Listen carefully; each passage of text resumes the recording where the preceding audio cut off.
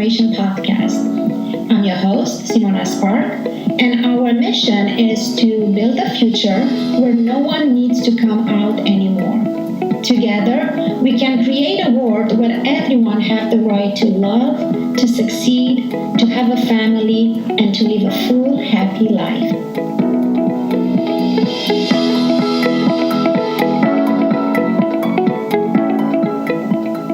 Welcome back, everyone. Our guest today is Elinor. Welcome, Elinor. Hi, thank you. Let's start with telling us a little bit about yourself. Where are you from? What do you do? So my name is Elinor, and I'm 18 years old. I live in New York City in the Bronx, and I'm currently a senior in high school. And I play sports, so I do gymnastics, soccer, and ultimate frisbee. And I'm currently waiting to hear back from lots of colleges, and hopefully will go to a good university next year. Yes, and I wish you best of luck. And I also want to let the audience know that you are the daughter of founders of Men Having Babies organization. Yes. Would you take us into your story of how your parents brought you into this world? Yeah. And how are you related with your dad? Yeah. Thank you. So I was born through gestational surrogacy, which is where the egg donor and the surrogate are two different people. Okay. So my egg donor was my dad's sister, who's my aunt, and my other dad was the sperm donor, and my surrogate was a different lady, not related to me. Do you know your surrogate? Do you have a relationship with her?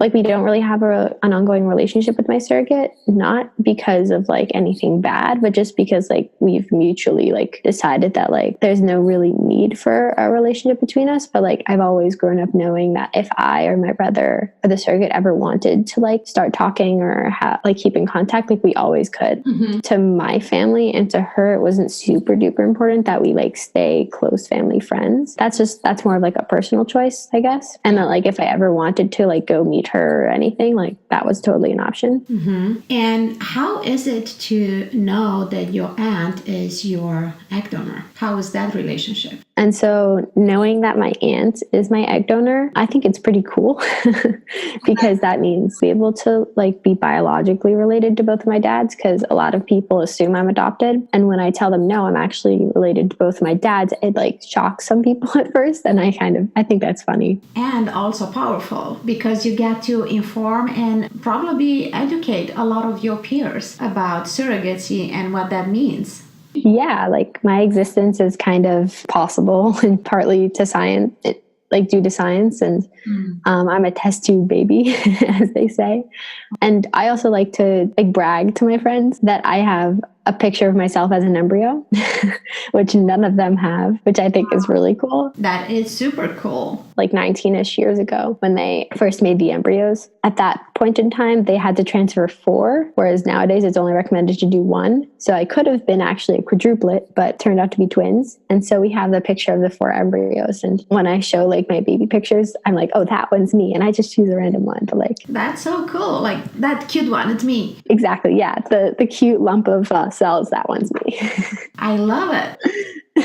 Yes, that's another perk of having been born through surrogacy. Yes, for sure. So tell me, Elinor, is it your relationship with your aunt any different than any other niece with her aunt? For me, no. And for my brother, I think it's safe to say no as well. Like, while she is just our aunt, like, we're super duper grateful that like she donated her egg. But like, I don't think she nor us like want to have like a special treatment, or like some people would say like aunt mommy. I think that's kind of weird because like I have 2 dads and I don't have a mom. So it'd be weird to call my aunt my mom because she's just my aunt. Mm-hmm. And like, so biologically, her children, who are my cousins, would be my half siblings. We're just cousins. And I love them, and I love them the same as all of my other cousins. And like, yeah, so our relationship isn't really different than any of my other aunts. But like, I am super duper grateful. And like, we acknowledge the fact that like half of my DNA is her. Mm-hmm. Beautiful. Thank you for sharing. How was it to grow up with 2 dads? So, I mean, not that I would know what it's like to grow up in a family without 2 dads, like with a mom and a dad or a single parent or 2 moms or any other combination of parents, but I mean, I would consider it pretty normal, like aside from like the awesome opportunities that I've gotten to like speak because of my family structure. I mean, like I'm very lucky to have two parents who are together, who are in like a really good relationship and very supporting and loving of me. So I think other than that, it's like pretty normal, I guess. Mm-hmm. Thank you. And I appreciate that you talk about the norm, because the structure of a family that a child is brought into, that's the norm for that child. So when did you notice that your family structure is different than other families? So there was never like one point that I can remember where I was like, oh wait, I have two dads, but like most people don't. I never like had like one moment like or an epiphany or anything like that. It was kind of more like gradually I kind of just grew up knowing that I had two dads, and eventually I figured out that like that was not the norm, but I never thought of it as like a bad type of being different. Mm-hmm. And so like as I grew up, like naturally kids will ask questions like, even if they have a mom and a dad, how was I born? Like, where do babies come from? And so I have a twin brother. And when we were around 2.5 or 3 or something, asked whose belly did we come out of, to our two dads. So my parents like to tell me the story to explain to us that like, no, men can't give birth. Like, it wasn't one of us who gave birth to you.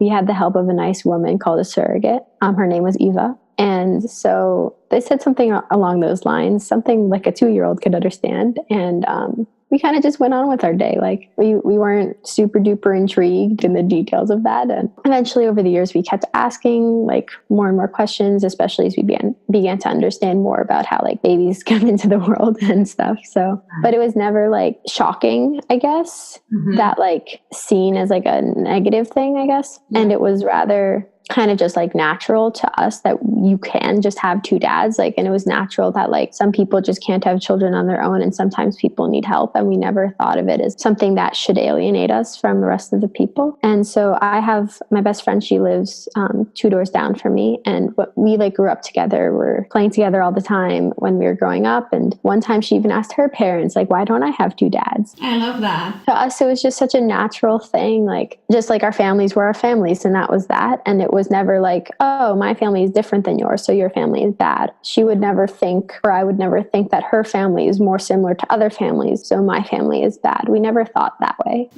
So, and then, well, when she asked her mom that, she was like, yeah, well, there are different types of families. Some people have two dads, some people have a mom and a dad, et cetera, et cetera. So it was kind of just a normal thing to us. Yes, beautiful. I like this answer of there are different type of families, like no better, no worse, just different. And I really appreciate how your parents respond to you when you have questions. They just answer to the level of your understanding. Exactly, yeah. And they were never like hiding anything. They were always very honest, very straightforward. They always just answered exactly what we asked. And if we asked more, they would answer more. They would never like say, oh, you're too young to know that, or like, oh, we'll tell you when you're older. They never said that. Wonderful. Great parenting. In my opinion, that's the foundation of a good parenting. Answer to your child questions and adjust your answer in a way that your child will understand. Yeah. Now, tell me, what is your opinion about this stereotype that gay parents will have gay children? To my knowledge, that stereotype mostly applies to boys. Like if someone were to ask that, they would probably assume that my brother would be gay, which is not true.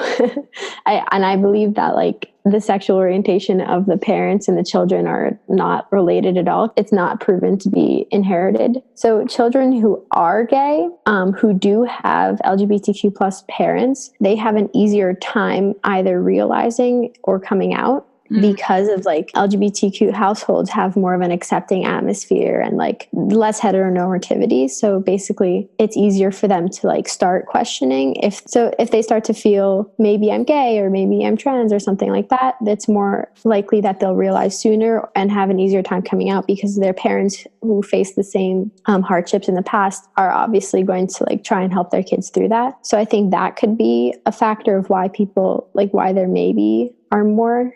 I don't even think that there are more gay kids with gay parents, but for me personally, like I identify as bi, but I don't think that's related to my parents at all. Like It's just, obviously it's my feelings. So, but I do think I, speaking from experience, had an easier time in coming out than like, let's say some of my friends who have a mom and a dad where their parents were not so accepting, or it just took them a little longer to have the courage to come out to them because it was something different that they'd never experienced before, and they weren't sure how that was going to affect their family. Whereas for me, I knew my parents like would accept me no matter what, which is an awesome feeling, and I'm very, very lucky. So Thank you. And it is important to understand that for non-gay parents, even if you are accepting, your child might still delay the process of coming out because they wonder, at least that was my experience, my son was wondering if that will still be the truth for me when I will find out that my own child is gay. Yeah, because I know some people who, even though they know their parents aren't homophobic, like you said, that like it's a different reality when it's their own son or daughter. And what about intended parents? What would you like them to know?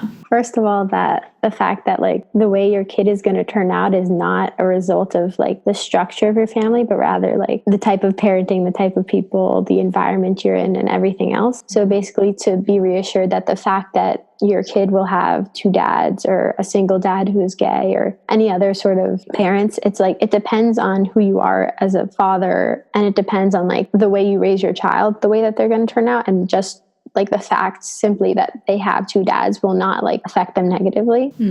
Another thing is to stay honest, as you mentioned before, like honesty and being open and not hiding anything to your child is going to build like a more trusting relationship and also make them have a more positive view of their family and the way they came into the world, which is important in like having a good relationship with your child. Yeah. And that like sometimes I think having two dads is cooler than having a mom and a dad. And some of my friends have even said that. Like I have a friend when I was at camp, I like when I told her I had two dads, she's like, oh my God, that's so cool. I wish I had two dads. And so I think sometimes it's more fun. In the sense that like it makes you more open and accepting, I guess, just because the fact that you're not the traditional family structure makes you kind of think sometimes, and it makes you a better person as it like for me as a child. Such a great advice, and advice on parenting. Thank you so much. And I'm curious, as a child, was there any time that you need to face any kind of type of discrimination? I mean, sometimes it does get hard, like when, like, because like the heteronormativity, like the world sometimes seems like it's made towards kids with a mom and a dad. Like, I know it's less now, like especially 20 or more years ago. And even when I was in elementary school, all the school forms for field trips or anything said mom and dad, or now a lot of them say parent, guardian one, parent, guardian two. But a lot of the times, like when I was younger, it was mom and dad, and I would cross them out and write dad one, dad two. And like, I personally, I didn't necessarily enjoy it, but I felt good making that statement when I crossed it out, like really obviously. I know not everyone is kind of like that, but I at least felt like I was able to do something about it. And so we did, like when that happened in my elementary school, my parents did go to like the principal and like ask him like to change the forms essentially. And it happened, and it was good after that. But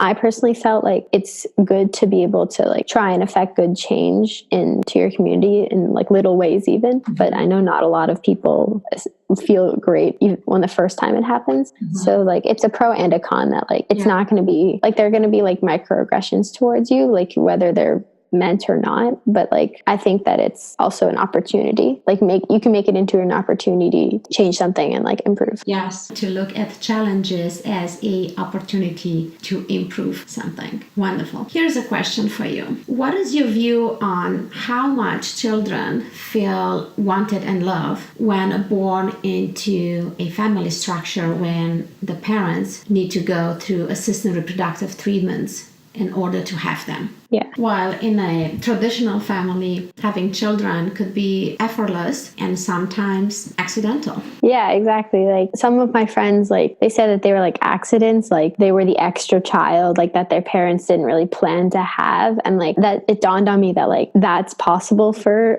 straight couples. So whereas like when you have two men or any other sort of couple with fertility issues, you can't have like accidental babies. Right. Couples who get accidentally pregnant a lot of the time they don't want the baby. And in turn, that causes a family structure where like the kid is not cared for in the best way. Whereas through surrogacy, you know that the kid is like something you've prepared for, you've thought about for a really long time, you've always wanted. And so those make the best parents. And I think that's also why like having two dads and being born through surrogacy makes me lucky, because I know that like my parents are really going to care for me and love me, and that no, they really, really wanted to have me. And it's just really comforting to know that. Mm-hmm. Now, talking about your parents and surrogacy, besides being in school and playing sports and applying for universities, you are also traveling around the world with your dads, organizing and being part of Men Having Babies conferences. Yeah. What is your role in your dad's organization, Men Having Babies? So I started out as just a volunteer at the conferences, doing name tags and registration and errands. And then I spoke at the first New York teen panel when I was 12 or 13. Wow. And that was on the panel with my brother. And that was the only panel we've done together, because all of our answers were like, yep, and that's the same for me, because we were sitting right next to each other. Mm-hmm. So kind of like copy paste. Yeah, exactly. So that was the first and last panel we did together. And then the next years, I did the panels instead of him, because he, for some reason, didn't want to do them. After the New York panel, there was 3 of them.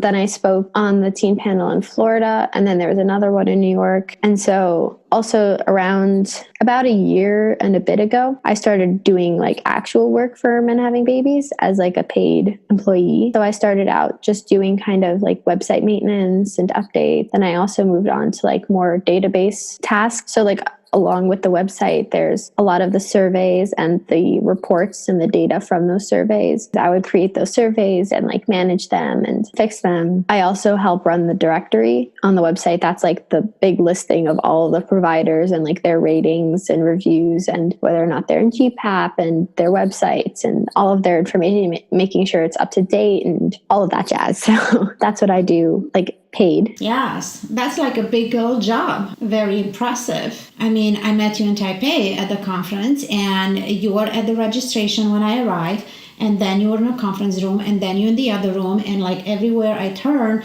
you were there working. I mean, I've done a couple of conferences before. Yeah, it showed. And yeah, and in between all of like the running around at the conference, I was on the computer making surveys and answering emails. Right. I saw you. People were in a break for a tea or a coffee, and you are on your computer working. Exactly. Yeah. Very impressive. Thank you. I'm curious, what is the part of the work that you enjoy the most? Yeah, one of like the best feelings of after the panel, because sometimes after the panel, people will come up to me and like ask me for their questions. But there was one person said to me that like after a whole day of like learning all the technical things, like all of the stressful things, like and always talking about like the risks and what could go wrong and all of the things that are hard, that like the teen panel just kind of made it all like it like brought it down to earth. Like it was more real, it was more personal, and it was more positive, and it was also funny and lighthearted and basically reassuring and saying like, oh, your kids are going to turn out okay. It's not like the process of surrogacy might be rough sometimes. Like in the end, it's about the kids, and like in the grand scheme of things, like the time you're going to have with your kids is much, much more important and also a lot longer than the process of surrogacy itself. Right. And so that really put things in perspective for a lot of the parents and made them feel really good about the whole thing, instead of kind of ending the day on a bad note of like all of the possible things that could go wrong, or how much money they're going to have to pay, or like how they're going to have to go through all these different lawyers to get like their kids to get their names on the birth certificate and get them legal like citizenship. So that's like one of the best feelings for me. Yes. So beautiful and so powerful, because it's one thing to get a lot of information and take notes, but when you connect with someone's story and someone's experience, that's hard to forget. Mm-hmm, exactly. And I love how beautifully you put things in perspective as moving the focus from all the details and the process and technicality and move it to the lifetime that you get to spend with your own child. And that is just It's priceless. It's priceless. Exactly. In closing, I just want to acknowledge how in your family it's so clear what everyone's role is and every relationship is clearly defined. Such an inspiration. I wish every family to have this clarity. And again, it's based on honesty and open communication and lots of love. Yeah, exactly. Family is made through love, not a formula of a mom, a dad, and a kids. Yes, that's very well said. Again, you are amazing. Thank you. Thank you for being here today and for sharing with us. And I wish you best of luck getting into colleges that you want to. Thank you. Thank you for tuning in to Redefine Family, a Spark Transformation podcast. Feel free to share your story, knowing that your story could change someone's life. We invite you to spread the love by sharing our message with others. And leave your comments at spark@redefinefamily.com. Until next time, remember that you are the spark in your life. Just shine bright.